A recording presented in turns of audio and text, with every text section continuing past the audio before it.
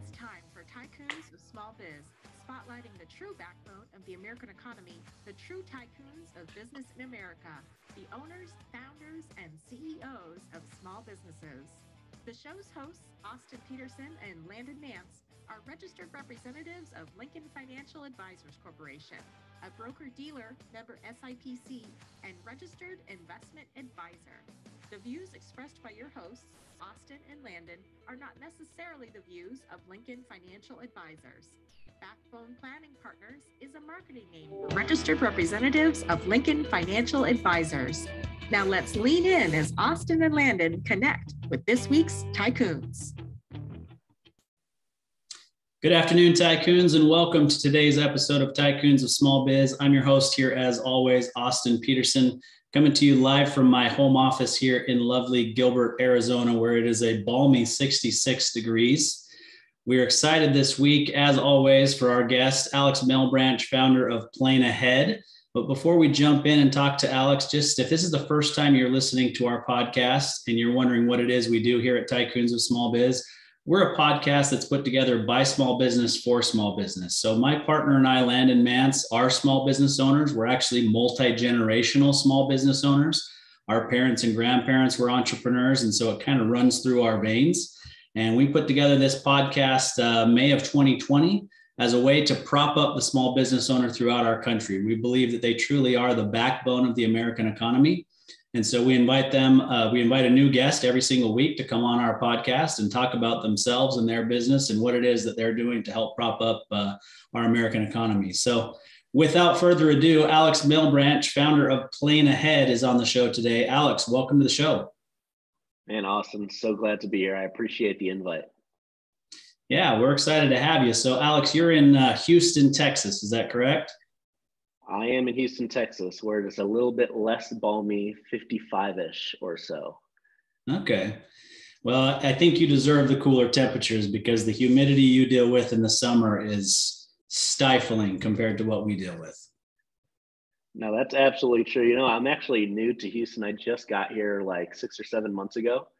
And when I landed in July, me and my family had moved from Denver, and we about got slapped in the face with all the humidity. I almost died within the first 6 weeks because it was so hot here. So yes, I am cool with the 55 and light breeze that we're experiencing now because the summer is brutal. Yeah, it's funny you say that because our guest on the program last week was a religious refugee that arrived in Phoenix in July of 1994 from Russia. And he came off of that airplane and walked out and thought, people actually live here? You got to be kidding me. This is what hell feels like. Oh my gosh. Yeah. He actually had to second guess his religious refugee status, I think, and think, well, maybe it wasn't so bad in Russia and I'll head back. But yeah, he's thriving now. So Alex, tell us about you personally. Before we get into the business side, you know, you mentioned that you and your family moved from Denver to Houston, but tell us about your family. Tell us about where you grew up. What did you study in school if you went? Whatever you'd like us to know about you personally. Yeah, candidly, I don't think I'm super interesting, so I'll try and keep it within a 30-second window or so. Okay. So I actually grew up in Chicago. I grew up in Chicago in the Midwest, and before I went to school, I joined the Army. So I was in the Army for about 6 years as an intelligence analyst. Came back from serving in the Army and then went to school for accounting. Very quickly realized accounting was not for me, and then moved into tech. So I actually worked at Amazon and Amazon Web Services globally for about 5 years. Lived in Australia during that time, worked with customers in London, Singapore, Sri Lanka, other places. So I got to travel and see the world, which is really kind of the foundation for where my passion in travel lies. And then after working at Amazon and Amazon Web Services, went to join a startup called Plume, which is no longer a startup. It's worth a few $1 billion now. And then I started PlaneAhead while I was on paternity leave with my second daughter. So I've got 2 daughters. I'm a girl dad, love being a girl dad. And then I've got a wonderfully amazing wife that supports me. So that's about me in a nutshell. Wow, that's awesome. So one thing that you don't know about me is that I actually took some went through some testing to potentially become an intelligence officer in the National Guard about 25 years ago. And I always thought that it would be really cool to be in the CIA or, do something like that. I speak fluent French. And so, with the French that I speak and the testing scores that I got, they were offering a considerable signing bonus back then. But I was a newlywed. I mean, I'd been married about, I think maybe 6 weeks when I got the results back and they started talking to me about this. And I'm thinking, man, 8 weeks of basic training, 5 months of intelligence school. I'm not sure that 7 months out of my first year of marriage away from my wife is the way that this should start. So I passed. Incredible foresight out of you, Austin, because I don't necessarily recommend the armed forces for those who don't feel the need to join. So great work out of you. You seem to have still been successful without the myriad of issues that come along with being in the armed forces. Yeah, no, I think obviously there are some really good things that can come out of the armed forces as well. And I'm grateful for the service of any veteran that I know, including yourself. I've got a younger brother that's a veteran, but it probably was not my path. I envisioned myself getting in a lot of trouble because I don't want to take orders from other people or, going through basic training, being yelled at and me pushing back probably would not have been good. Yep. No, that was me. But don't worry, after the first couple hundred push-ups, you learn very quickly not to say a word. I've got a few stories about that, but I think that would take up the majority of the podcast. So we'll save that for if you do a veterans podcast. Yeah, we'll start. We'll start a different podcast. Veterans Gone Wild, or who knows? You never know. I like that. All right. So, obviously after the military, everything's good. You've got some great opportunities with Amazon and Plume and these different startups, but you mentioned during, paternity leave, you come up with this idea for PlaneAhead. So tell us, start at the beginning. Tell us what PlaneAhead is. What is it that you guys do? For sure. So I'll actually start with the story and then go into kind of how that ties in. So it happened very organically. My older sister, she was getting married in San Diego later in the year, last year. Of course, it had been moved a couple of times because of COVID. And so we, as in my family and I across the country, we had all gotten tickets on Southwest to go to San Diego for her wedding. And because of how we grew up a little bit more frugal, even though I've had some financial success, I still have some of those idiosyncrasies where I'll just go back and kind of penny pinch in a few different ways. And so I went back on Southwest to see if they had a sale of some kind so I can get some credit back. And they did. And because I had my wife's ticket, my kids' tickets, all together, I got about $650 back in credit. Decided, okay, I was going to take that credit immediately, book a trip to Hilton Head so I can take my girls to see the beach for the first time. And once I did that, I texted, we've got a family group chat, and I said, hey, everyone, change your ticket. And then all together, when everyone changed their ticket, we had about, within the family, about $2,000, $2,500 in savings altogether. It's like, man, that was like, I sent a text and we all saved like $2,000 together. Like, that's too easy. There's got to be an automated service that does that. So I start scouring the internet. Of course, I'm up late at night because I've got now a second daughter, and the difference in ages is 3 and 1. So at the time, we had a 2-year-old who was learning how to stay in bed, and then a however month old trying to get her, bearings underneath her. And so I'm staying up a whole lot, and now I'm on paternity leave. So I have nothing better to do than sit there and listen to them cry and everything else. And so I'm scouring the internet, trying to find out why people don't do this, because it just seems too easy.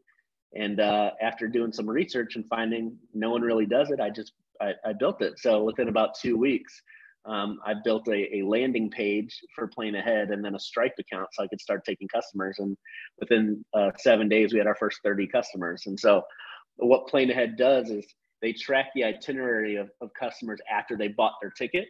And then anytime the price of their ticket goes down until they fly, we'll actually automatically exchange the ticket for the lesser price, and then they'll get the credit back. So if you want to go on vacation with your wife and, from Phoenix to Miami on American, $400 today, and 2 weeks from now it's $300. We automatically exchange that ticket for the $300 ticket. You get the $100 back in credit so you can use it. So, we don't change the flight you're on. We don't change the seat you're on. We don't do any of that. It's literally just the price is exchanged and you'll get that credit so you can keep traveling. So do you have a coding background, or what do you mean that you built it?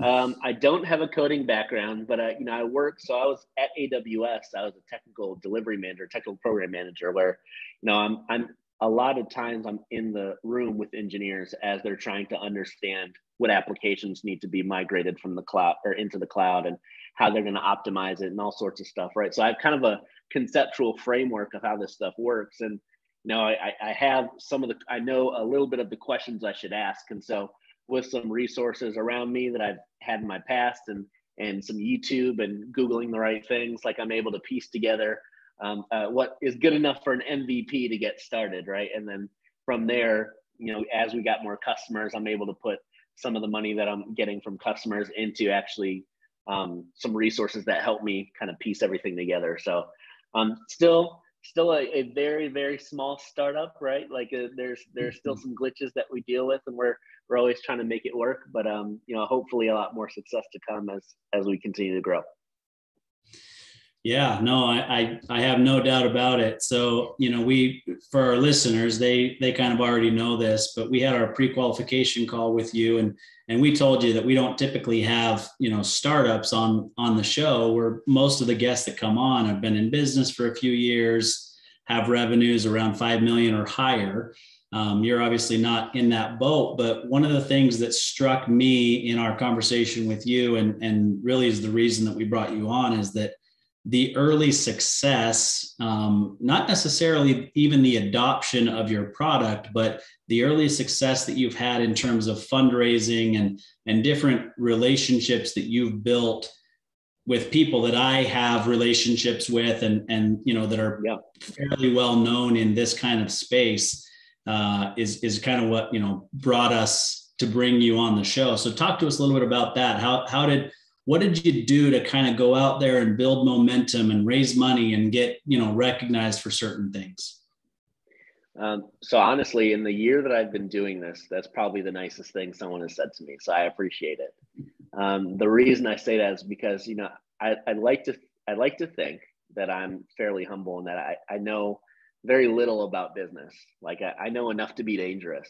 But what I really value and what I try and be really good at is building relationships and understanding where I can be a sponge and learn, right? I try my best to learn from everybody I'm around. And so some of the relationships that I built have been, actually, I would say the majority of the relationships that I built have been because I was reaching out on LinkedIn, or I was running into somebody that knew somebody. And thankfully, I would guess the sincerity of how I come across and what I'm trying to do, people feel compelled to help me in that way and kind of extend their network. And so I've been able to meet a lot of the advisors that I have on, and a lot of the customers that I have, which extend all the way to some probably million and billionaires that you probably know, just because they're willing to say, oh, okay, yeah, this person that I know, that I invested in X amount of years ago, yeah, I'll give this a shot. And so it's pretty humbling for me to have experiences where, as you said, like I'm on this podcast called Tycoons of Small Business, and I am nowhere near a tycoon, but it's my ability to hopefully, continue to build relationships that lead me to better opportunities like this, where I can continue to talk about things that I love, but also talk about the business that I've started, and share a little bit more about the story so people can get more engaged in what we're doing. Yeah. So something just came to mind for me. So the move from Denver to Houston seems a little odd, right? So tell me a little bit about what prompted that. Was it personal or was it business related?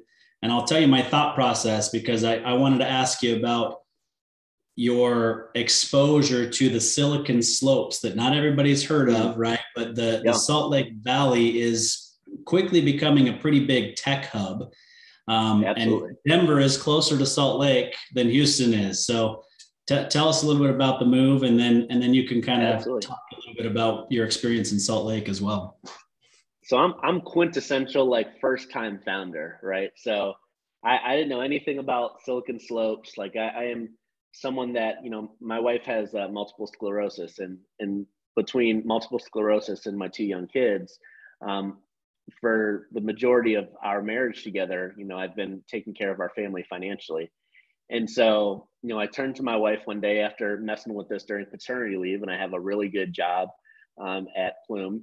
And I say, hey, babe, I think, I don't know, like I've always wanted to have my own business. And, you know, I always said I would, you know, prioritize putting the family first, because, you know, those entrepreneurs are, they're chasing stuff always. And I'm like, I don't want to do that. But if something comes to me, I want to take it seriously. And she looks at me, she says, yeah, you should do it. You should do it. And of course, at that time, she didn't realize that it meant that we would have to sell our house. So I looked at her and I say, so like, I want to do it. It's a pandemic, right? I can't get people to like kind of help at this stage. Like, no, we've got to put some money into it. So, well, okay, well, what does that look like? Well, hear me out. What do you think about selling our house? We can get from under our debts. You know, both of us still had student loan debts and other things. I say, if we sell our house, like it's COVID, a lot of the people from California are coming to Denver. They're paying crazy money. Like we can take advantage of that, get out of debt, maybe put some money away for savings in case things happen. And of course, I won't tell you exactly what proceeded that conversation, but eventually it was a yes, right? So thank you to my amazing wife for following my crazy dreams. And a part of that was like, okay, why we picked Texas is it was just cheaper to live in Texas than it was Denver. So to answer your question about why the move, it was literally because I wanted to be all in on PlaneAhead. And I just started it. It probably would have been smarter to like validate a few things, see if I can get some investment first. I just kind of went for it. And thankfully it's working out a little bit, right? And so at the time, I didn't really know anything about Silicon Slopes or kind of the ecosystem of founders and how they're trying to, this large infusion of cash into the market. Again, I was really focused on what I was working on. And so as I start to learn more about the ecosystem and how things are, the landscape of how, you know, the startups are kind of spreading from Silicon Valley into Utah and Denver and all these places, turns out, yeah, I missed an opportunity to be there, but through and like I said earlier, I troll LinkedIn, I'm Googling a bunch of stuff. I don't, for months, I just don't sleep, and I'm learning, right? I just like to learn, and I come across some people out of Salt Lake City that are doing a nonprofit. And so I sign up as a part of this nonprofit. I do a podcast, and the podcast host says, hey, I know someone that does this nonprofit for venture capital. I'm like, great. Could you give me an introduction? And through that introduction, actually, I met, they give you a mentor to help with your pitch. Through that process, I met one of what would be my advisors, Jeff Erickson. And he got me connected into all things Silicon Slope. So now Salt Lake City is like a second home to me. I'm always going in and out of Salt Lake City. In fact, I'll be there next week for another event. But yeah, the ecosystem in Utah is pretty incredible. Like I had no idea that all of that was happening within Salt Lake City until I kind of made my first step into it. And now it's, as you said, because I've started to build those relationships both when I was in Denver unknowingly and now in Utah, it's been a really great asset for me to have those kinds of connections in this part of the country as it continues to grow. Yeah, it's an interesting area. So I actually grew up in Provo, Utah, and I'm flying there this afternoon to see some clients tomorrow and Thursday. And it's been interesting to watch, you know, from the outside. So I haven't lived there in quite a while. And then I lived there for a short period, but before that I lived in Southern California. So my adult life has largely been outside of the state of Utah, which has been when most of this, you know, transition or transformation has taken place. But it's crazy to watch how many, really for such a small state, how many tech billionaires there are in the state of Utah and what they've been able to build, and, you know, just the innovation that takes place there and the minds. And, you know, part of it has to do with the fact that there's way more universities in the state of Utah than should be for such a small population state. But they take advantage of that. They believe in education, and then they really push innovation, which is awesome. What I think is really unique about Utah, and maybe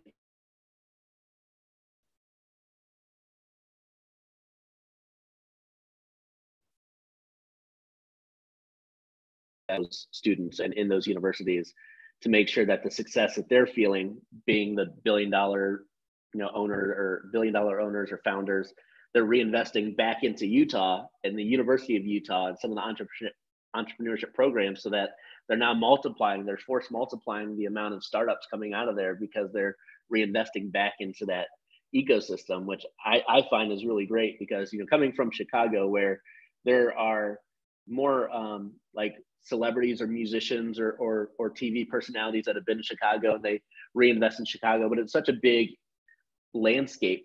It's a big city where it's hard to see like the majority of the fruit that comes from the labor of those celebrities and things going back into that system. But with Utah being kind of a tighter knit community, you're seeing those returns a lot quicker.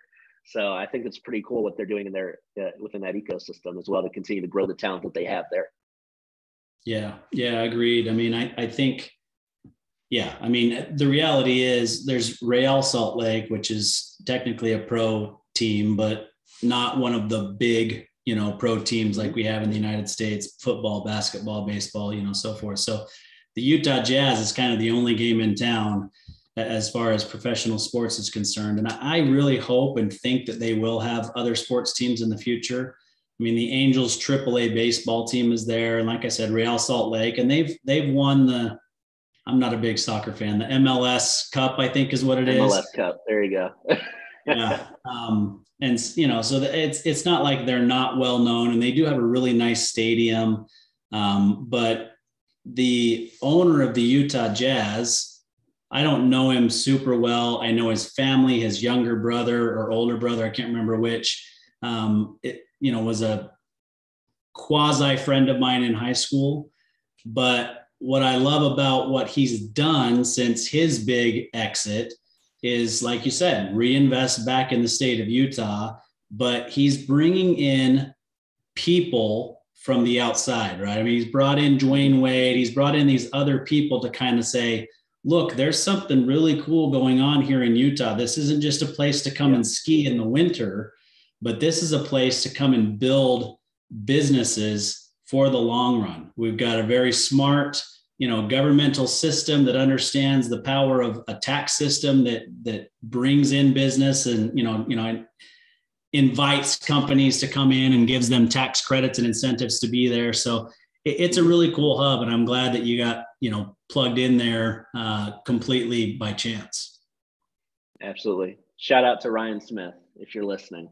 Yes, absolutely. Yeah. So Jeremy Smith was the one that was my age, and I can't remember if Ryan's older or younger, but I tell people all the time, I know some people that work there and have some clients that work there and so forth, but their family, and we're all dumb kids in high school, but they were big into mountain biking and those sorts of things. And so if you'd told me 25 years ago that Ryan Smith or any of his siblings would do anything besides own a bike shop, I would have told you were crazy, right? and look at what they've built now. So that's funny. Yeah. All right. So let's have you kind of back up and explain a little bit of the inner workings, right? Because everybody's familiar with Expedia and Travelocity and all these companies out there. And I think I want to hone in on really what it is that makes you guys different and how the process works. So if somebody wants to use this service, how do they do it? How do they engage with your company? And then what exactly is it that you guys are doing for them?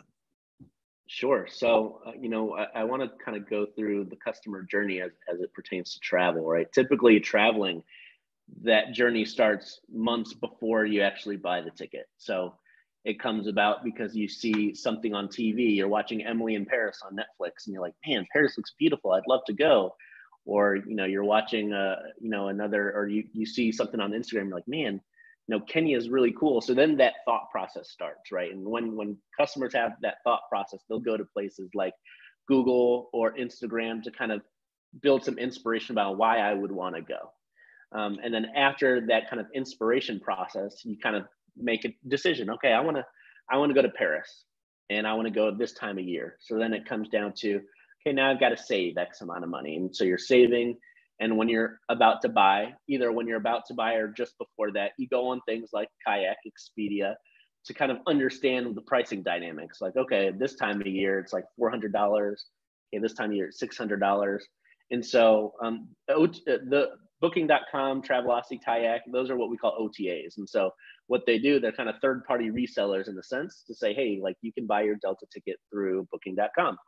And previous to COVID, right, that was kind of ingrained in us. That was the best way to buy your ticket.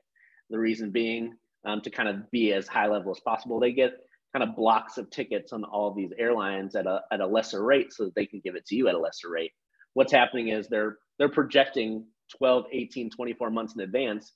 They get that block of tickets way in advance, and then they can start selling it at that time to say, hey, if you buy it with us, you're going to get $20 off as opposed to if you went direct.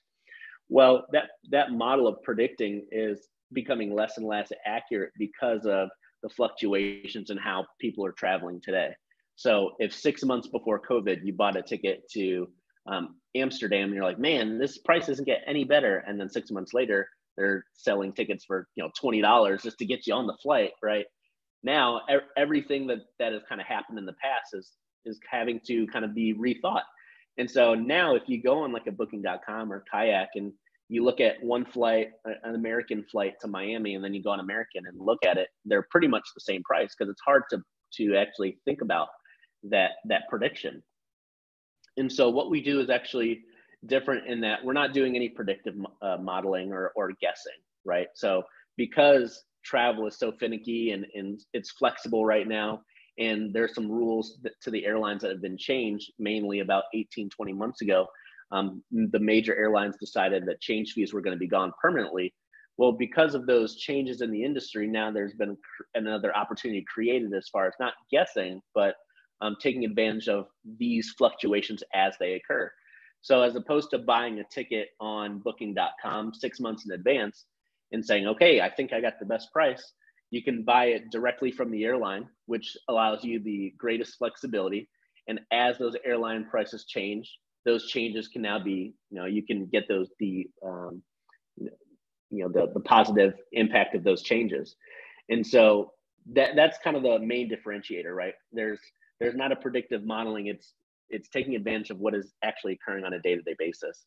And then kind of secondarily, and I alluded to it already, if you're someone that does buy your tickets on Booking.com or Expedia, if you've ever tried to make a change to those airlines, let's say, you bought a Delta ticket, if you call Delta and say, hey, I've had a sickness or I want to change to an earlier flight, Delta will say, hey, we've identified, or it's identified in our system as a third-party ticket. You'll have to go through the original booking party. And so now you're kind of at liberty to what Booking.com's, terms and conditions are, their policy, Kayak's policy, which all can be different, right? And usually the first 24 hours are able to be changed, but after 24 hours, a lot of those platforms don't allow you to make changes. And so now you're putting yourself in a position where you thought you were getting the best price and you're not, because predicting is hard these days in travel. And then you thought you could engage in the same flexibility, because who knows what travel is going to be like as we move forward, and you can't.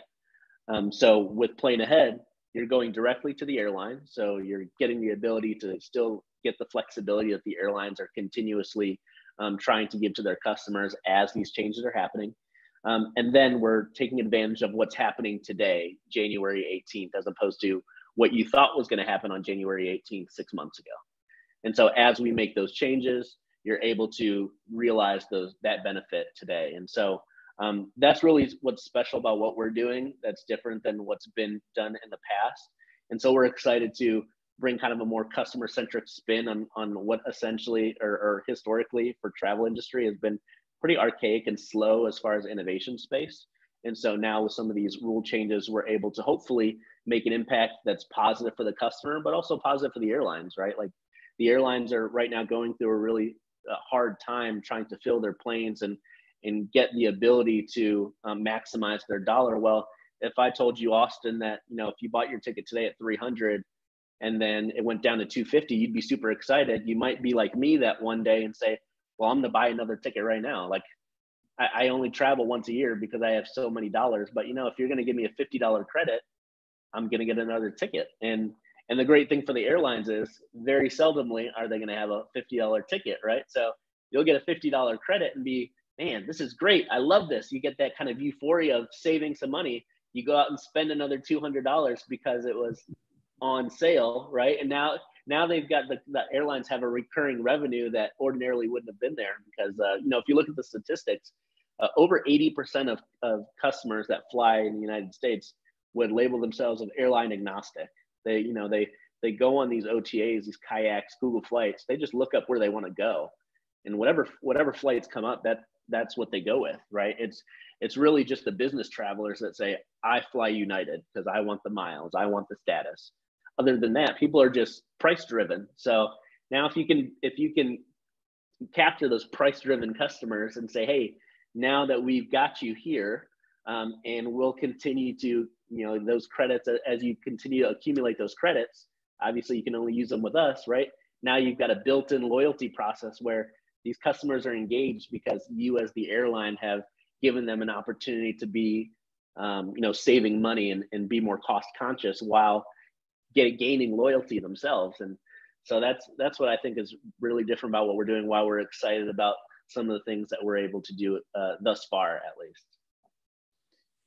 Yeah, I think, as you described that, I mean, obviously you buy a ticket based on the fact that you want to go there. You think that you've gotten a good deal, but at the same time, you're locking in the fact that if it wasn't the best deal and rates came down, you can get that credit later on that you wouldn't have otherwise received. Yeah. And for what we're doing, like, a lot of people, when I'm pitching or they're learning about PlaneAhead for the first time, they kind of have their set number of questions or the set kinds of questions that they ask. And one of those questions is like, what desire are you tapping into for potential customers? And where maybe in some businesses it's one dimensional, I think we tap into a lot of different kinds of customers, right? We can tap into a customer that's just cost conscious and wants to know they've made the best deal. Or we can tap into a customer that just wants to travel. So now we're giving them an opportunity to travel more without spending more, right? So they've got, seemingly they're two different sides of the spectrum, but we're serving both of those customers in different ways.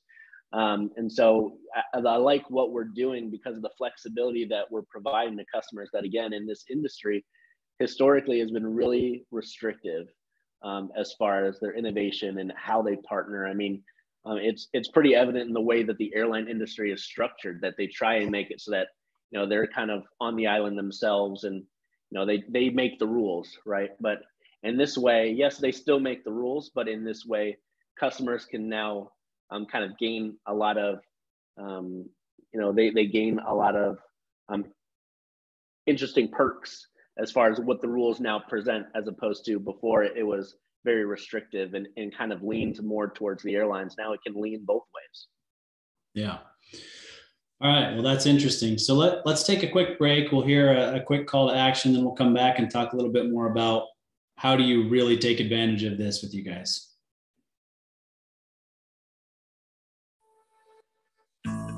Hey there, Tycoons. Austin Peterson here, co-host of Tycoons of Small Biz. If you think you have what it takes to be considered a tycoon and you're wondering how you could become a featured guest, please follow and then message us at Tycoons of Small Biz on LinkedIn. We'd love to have a conversation with you to see if it is a mutually good fit, and if so, we'll get you scheduled for an interview. If you're unsure about being a guest on our podcast, but are contemplating selling your business over the next few years and you'd like to know what your business is worth, please also follow us and then message us on LinkedIn for your no obligation, informal valuation of your business. We look forward to hearing from you, and thanks for listening to the Tycoons of Small Biz podcast. And now, back to today's program. All right, Tycoons, we're here with Alex Mailbranch of PlaneAhead, and we're just talking about what they're doing to disrupt the travel industry and make it more customer-centric, so to speak, and give us opportunity to have additional perks as we travel, et cetera. So tell us, what are the nuts and bolts? If I decide, okay, I want to be able to take advantage of that, how do I engage with PlaneAhead? Yeah, so as it stands right now, there's you get on our website, planeahead.co.co, and that's kind of the new trend nowadays, where the .com era is done. It's now the .co era. So planeahead.co, and there's a few call to actions right on that front screen where you can become a member. I would highly recommend people just kind of go through and see what we're about, some of the different ways that you can utilize your PlaneAhead membership. But once you become a member, you'll start to get some emails from us that kind of tell you a little bit more about how to use it, what to do, and some different ways that you can leverage the membership. So to talk a little bit more about that, when you sign up and you get that welcome, you'll see that you'll get an email address, a customer email address, and you'll forward your itineraries to the email address, and that's how it gets input into our system. And so after that, you won't have to worry about anything. The way that we communicate with you is through whatever your preference is. So text or email, and you'll get emails and texts like, hey, we've gotten if you send in your itinerary, we'll confirm that we've gotten it from you. We'll give you updates as far as if we've gotten your credits back. We'll give you updates as far as if you have a 9 a.m. flight and we see a possibility for you to save, call it $100 if you take the 10:30 flight. We'll email or text you and say, hey, there's an opportunity that you could save some money. At this moment, we don't make those automatic changes for you, right? There's a bunch of reasons why people travel, and cost might not be top of the list, but we still try and give you that value as a part of it. As you kind of said at the beginning, I'm a startup, and so we're evolving every couple months, right? And so probably in the next month or two, we'll have built out our back end where you'll actually be able to sign into your account. You'll be able to see all the credits that you've gotten. You'll see some analytics around how much you're saving. And you'll be able to keep a history about of all the trips that you've submitted. So that's kind of the nuts and bolts as it stands today, and then the next month or two as well. Okay, so that membership is just a monthly or an annual subscription? Yeah, so it's an annual subscription. So for the year that I've been doing it, I didn't want cost to be a barrier, right? It's all about validating and understanding how customers are interacting with our product and how we can make it better. So feedback is the most important thing for us at this moment. So we've got an annual membership. We've got 3 tiers of membership. They provide the same thing. It's just about how many people are going to be a part of it. So if you're an individual, it's $99 for the year. We don't take any additional transaction fee or anything like that. So to give somebody kind of an inkling on the amount of credits, the highest credit we've gotten on one change is $816. So if you think, oh, I'm only traveling, to see grandma twice a year, is it really worth it? We've had customers get $800, $700, $600 back in one credit change. None of those, by the way, those highest ones that I've just stated, those were all domestic trips. So the highest one was they were going from Silicon Valley to New York. So if you think that there's not a bunch of money out there to save, you are wrong. There's definitely a lot of money out there to save. So for an individual, $99. For kind of a duo or couple membership, it's $129. And then a family membership, which is 2 adults and 2 minors, it's $149. So we try our best to give you as much value in that as possible. And also, you stated, because I'm kind of at the earlier stages, I'm still talking to investors and that sort of thing. And one of the common things that comes up to me is, so you can save people $800, but you're only charging $100 for the year. You're way undercharging. And, in some capacity that could be true. But as I said, we're wanting to get the feedback, but also knowing that we're a startup and we go through kind of bumps and hiccups in the road, we kind of built in kind of the thanks for coming along the ride with us kind of loyalty membership discount, if you will. And those people that come along the ride after we've gotten our legs under us, it'll probably be a little bit more expensive. But right now we're really focusing on trying to make the experience for our customers really great and hear what their voices are saying as far as how we can make it a little bit better. Yeah. So when I hear this whole story, I think to myself, why didn't I think of that? Right. So, and I'm sure there are other listeners thinking, why didn't I think of that? But why do you think it is that nobody has done this before? Why isn't anybody else doing this? So there are 2 things. One, this mechanism is being done from an enterprise and corporate structure.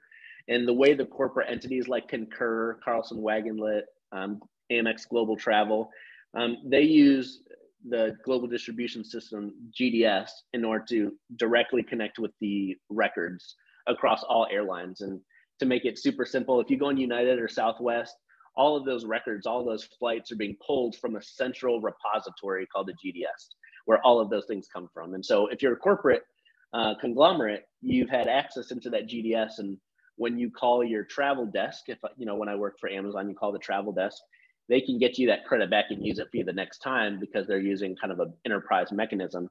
It's not being done on the consumer side. And the reason why it hadn't been done, at least based on my research, right?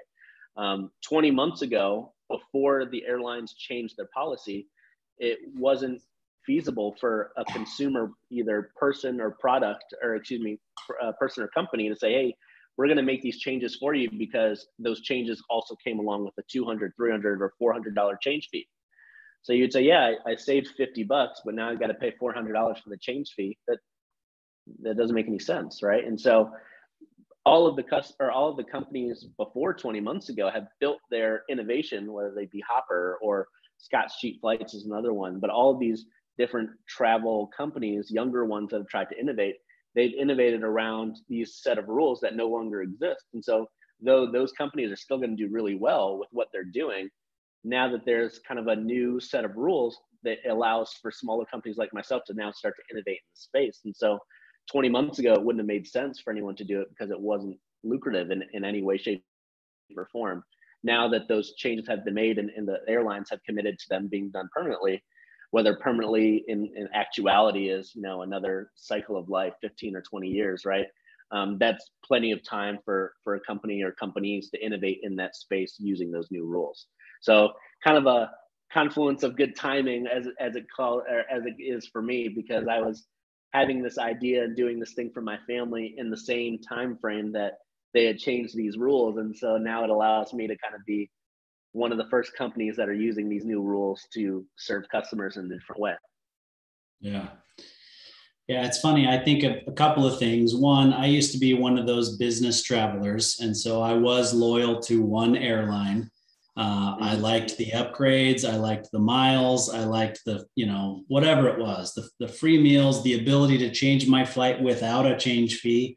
Right. So all those kinds of things are reasons that I was loyal, from a business standpoint. But I also think that what you're doing here could change the way that my own son, who's 21, almost 22 years old, and I can't figure out why he keeps doing this, because he gets burned more often than not, I think. But he's in college and he'll want to go. And so he's at Arizona State. He'll want to go and watch their football team play an away game somewhere. Well, he'll buy the one-way ticket, but he doesn't buy the ticket back, right? And he'll just kind of watch it and watch it and watch it. And then all of a sudden it'll spike and he'll end up having to pay more than he anticipated because he waited, right? Now, sometimes he wins pretty big, but with your solution, he could feasibly just buy the ticket, not worry about it. And if it does drop the way he thinks it might, then he gets the credit from what you guys are doing. Yeah, absolutely. So it's funny you say that, because I'm an ultra planner. And I think before we hopped on live, I was talking about how I'm OCD as well, I believe. And so with that, like when we talked about, I can serve a bunch of different customers with different, desires or outcomes they're trying to get. That's another one, like the ultra planner, right? Which was me. I plan all of my yearly trips, like all of my 2022 travel trips are already planned and in my calendar. And so when I book it that far in advance, it's like, sometimes I get great deals. Sometimes it's like, I don't get the best deals. But there are people that think like me that are like, well, I'm just going to watch it and just see what happens. But when you watch it, like you said, more times than not, we get burned because people think the further out you buy, the better. But, there was a study, I think it was Statistica, that said, like on average, the cheapest plane ticket for domestic is 3.5 weeks out. For international, it's 6 weeks out. So you're thinking, oh man, I'm gonna get the 6 months previous, like that's gonna be the best price. And you're like, no, that's not how that works. So yes, it's like another consumer that we can really help in like their process of wanting to travel is that super planner that's okay, I want to go on all these trips, but now I want to spend time to watch. Or people will set alerts on Google Flights, say, hey, alert me when it gets here. They've got like Hopper build in that functionality as well as Scott's Cheap Flights. Alert me when this, right? And in this case, you don't have to do it. You can actually lock in the ticket, like, hey, we're gonna go. Here are the dates. This is what's happening. And then as it goes down, you can capture the incentives as well. Yeah, absolutely. So what's the feedback been from the airlines? I mean, you're pretty small, so the airlines may not even really realize that you're disrupting this at all at this point. But what do you think they think about it, I guess, is a better way to put it? Yeah, so I've actually talked to a couple of the airlines. I've gotten one get off my lawn from one of the airlines, his lawyer. But I've also gotten some like, this is really cool. We might want a proof of concept. And so it's interesting, right? Because it's brand new. Ultimately, like the first instinctive gut reaction for an airline is probably, no, stay away from our space. Like this is, you're treading on territory you shouldn't be. And which makes sense, right? Because again, before 20 months ago, that's a lot of people that are trying to innovate or trying to work around the rules that they had set. Yep. But now, like once I've had the opportunity to talk to some of the airlines, it's like, okay, this could be an interesting way for our loyalty customers to find like something extra. You know, for example, I was United 1K when I was flying around with Amazon, and with United 1K, you get a free Clear membership. So great, I can just scan my eyes and go. And so this to one of the airlines, we've actually spoken to one of them. One of them was like, you know, for our 1K, you know, it's not United, but for our 1K equivalent, yeah, we can do like a price protection powered by PlaneAhead. And like, this might be something interesting. And so maybe you get to a point where let's talk about if change fees come back. Well, if we've got partnerships with the airlines and they say, hey, our 1K or our top members have this price protection. Now it goes back to what you were stating about being a business traveler. You have this functionality that nobody else gets. And all it does is make you go back and buy more tickets. And so I think it's right now it's a mixed bag, right? Because it's new and it's like, what are you guys doing? Like, get off our territory. But ultimately, like I built it in a way in which it should be complementary to the airlines. And so having customers go directly to the airlines as opposed to through OTAs, having customers continue to build loyalty as they gain more credits and buy more flights, all of those things are supposed to drive more consumers and revenue to the airlines. And so when we start to prove it out a little bit more and get a little bigger and say, hey, like these are the statistics of actually that happening, I don't foresee any issue with the airlines, you know, as they kind of see, because they're driven by, like a lot of enterprises driven by the bottom line. And so when you say, hey, like when it was a couple of years ago and 80% of customers identified themselves as airline agnostic, and now it's 65, and that 15% is, you know, Delta people in Atlanta or, you know, United people in Houston, you know, that says a different story. And now there's an opportunity for us to really partner with some of these airlines and make a difference. Again, whether they continue to have no change fees or they say no change fees, right? Like they can make it kind of a thing that's special for their loyalty customers, or if this continues with no change fees, they can go to the larger masses and say, hey, this is the way that we're going to be more customer centric around you.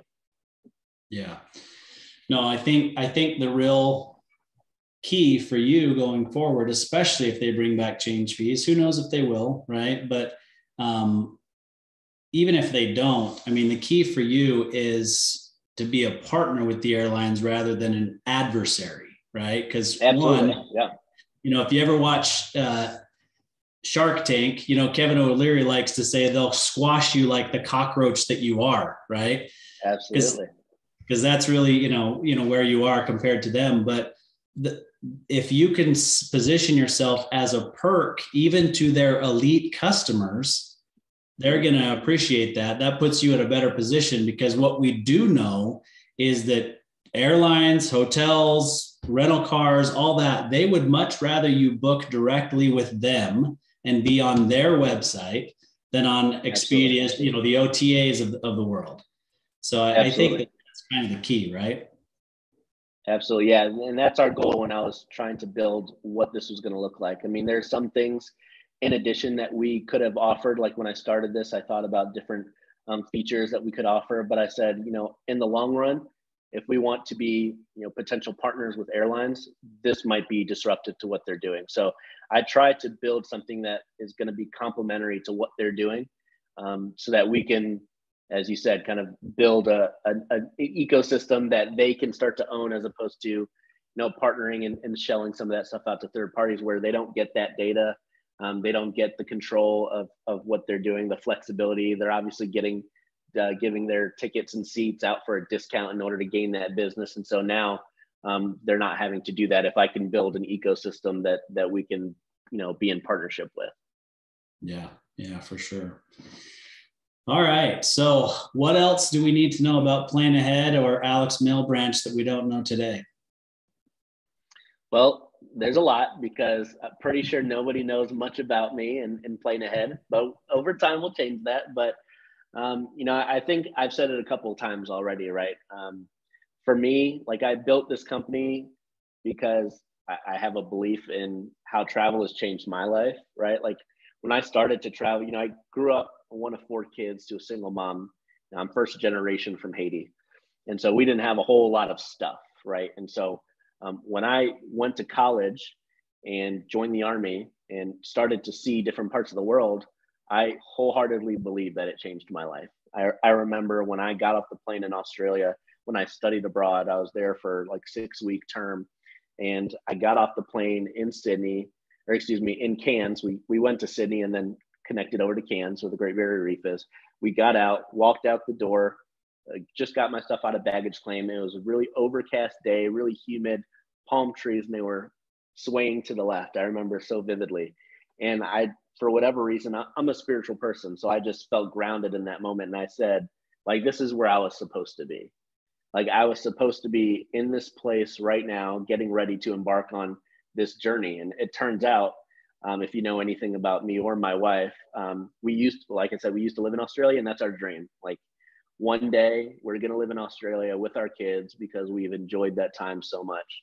And so from that time period, when I go to different cultures and learn different things, I'm a huge foodie. I love to learn about people's culture through their food. And I vehemently believe, like, my ability to give people that opportunity is what could make it a better place for a lot of people to live, right? Like, that's how I learned about cultures and different differences, and how I can see eyes through somebody else. And so like when I talked about like those different customers, I thought, when you Google like how to start a business, because I did that. Like I said, I'm very prototypical, like first time founder. So I'm Googling how to start a business.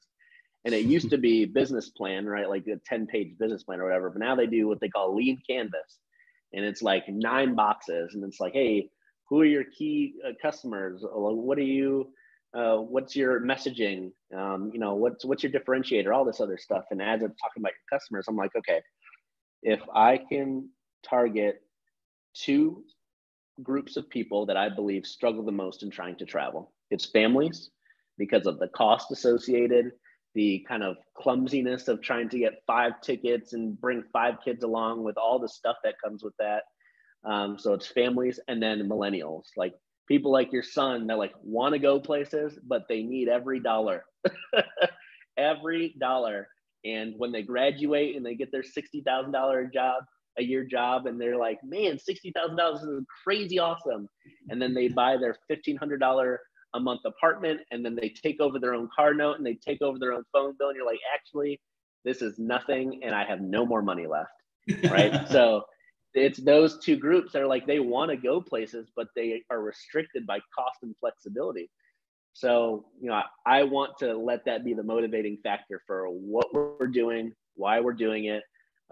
I want to continue to keep that front of mind. So if there's somebody out there that hopefully we're in business for 2, 3, 4 plus years, at any point, if you don't feel like those things are top of mind, please find me on LinkedIn or whatever, message me and tell me to get my act together, because those are the things for me.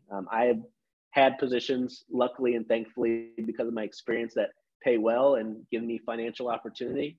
But as I said in a story earlier, like I sold my house and decided to move to Texas because I want to do this. Like, So I want to keep that front of mind when we're building this. So hopefully we can bring lots of value to customers that want to travel, that want to save money, that want to see if there's a different way to do this thing that we've all been doing for decades, right? Like there just hasn't been any innovation. So I want people to keep me honest to that. So I'm somebody that, as I said before, I want to learn.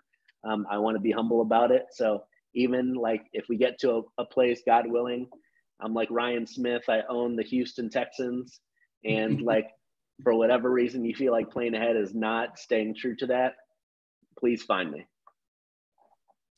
Well said. Yours is that there is the ability to be passionate about whatever it is, right? That's really up to us, and something that we're passionate about is something that we should pursue. For you, it's travel, but it's not just travel. It's that travel allows you to expand your horizons. And first generation Haitian American, like you said, you grew up in Chicago. There are a lot of kids that look like you in Chicago that have never been outside of Chicago, right? Many of them that have never been outside of their own neighborhood even, right? And that I thought about yesterday with Martin Luther King Day, right? But it gives us an ability to understand that we have more in common than we have different, right? Absolutely. But we also get to see what makes other people different and unique, and why that's important to them, and why they are the way that they are. Everybody understands everybody else better. We all get along better. This divisiveness that we're all dealing with kind of, I don't know that it's ever going to go away, but I tell you what, I'm tired of the divisiveness in all areas of our lives. Let's just realize that we can disagree and do it respectfully and have different viewpoints on things, but we're all part of one human race, and let's expand our horizons together. Absolutely. Yeah. One thing comes to mind immediately. Like I remember when I was in high school, like I had this friend, she was from an Asian country. And when I would go over to her house, like the way that her family communicated with each other, very odd to me, right? Like the way that the structure of their home was, and why her mom did certain things and why her dad did certain things. And like in my mind, I kind of generalized that, okay, that's Asian culture. And, that's fine. Like I don't think negatively of that or positively of that. Like that in my head, it was like, yeah, that's strange. I've never seen anything like that. Well, fast forward to maybe 15 years later, and I go to Singapore and Thailand, and I'm seeing people that are from there, like in by their homes, at their shops. I try not to go to touristy places. I want to go to like the hole in the wall place. And so like you're seeing all of these people interact with each other. It's like, okay, now 15 years later, I understood more about my friend from 15 years earlier than I did in that moment. And I have not talked to that person in 15 years, but like that person stuck in my mind as I started. I was at this curry shop in Thailand, and I'm like, I don't know what she's doing right now, but like this, like I'm connecting that from 15 years ago. Like that's pretty cool. That makes sense to me now. And so like, whereas some people might say, like at the time I said, that's strange. And again, some people take that negatively or positively. It wasn't meant in any disrespect, but that strangeness was now met with the reality of how this entire country communicates and works with each other. And now I'm like, oh, okay. Like the structure of their household is rooted in the way that their parents grew up, whether it was in Thailand or in that part of the world. And that like made so much sense to me. Oh, that now I think of it as, oh, that's cool. Like the way that they do that, that's much cooler than like, Haitian immigrant household. It's very much like, this is what you're going to do. Right.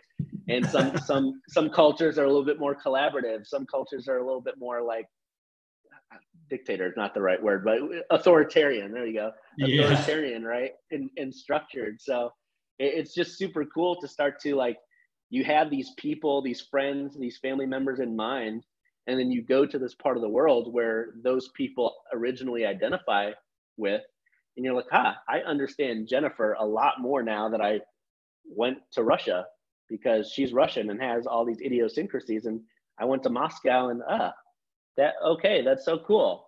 So yeah, I think it's just about expanding those horizons. It's fun for me. Like, like I said, when I got to Australia and like had my experience in Australia, I loved it so much. My family loves it so much. We want to live there, right?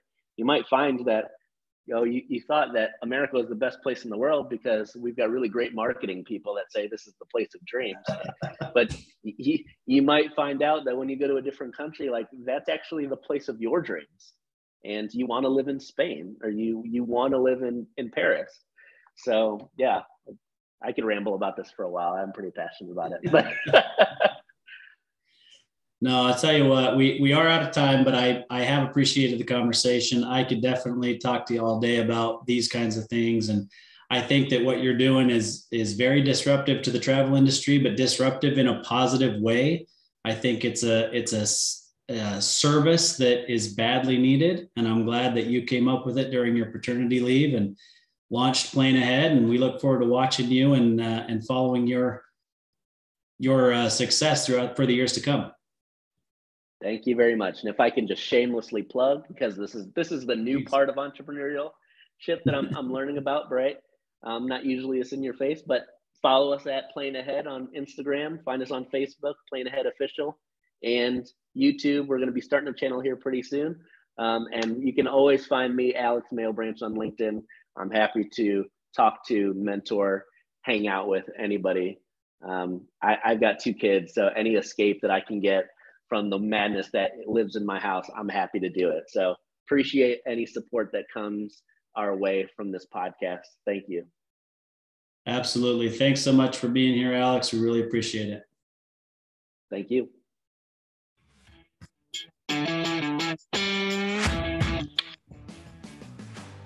You've been listening to Tycoons of Small Biz, proudly hosted by Austin Peterson and Landon Mance. Austin and Landon are comprehensive financial planning professionals specializing in financial, estate, and succession planning for small business owners. Austin and Landon have offices in Scottsdale, Arizona, and Las Vegas, Nevada, and represent clients in 14 states throughout the country. Join Austin, Landon, and the featured Tycoons live every Tuesday at 1 p.m. right here on Business Radio X and your favorite podcast platform.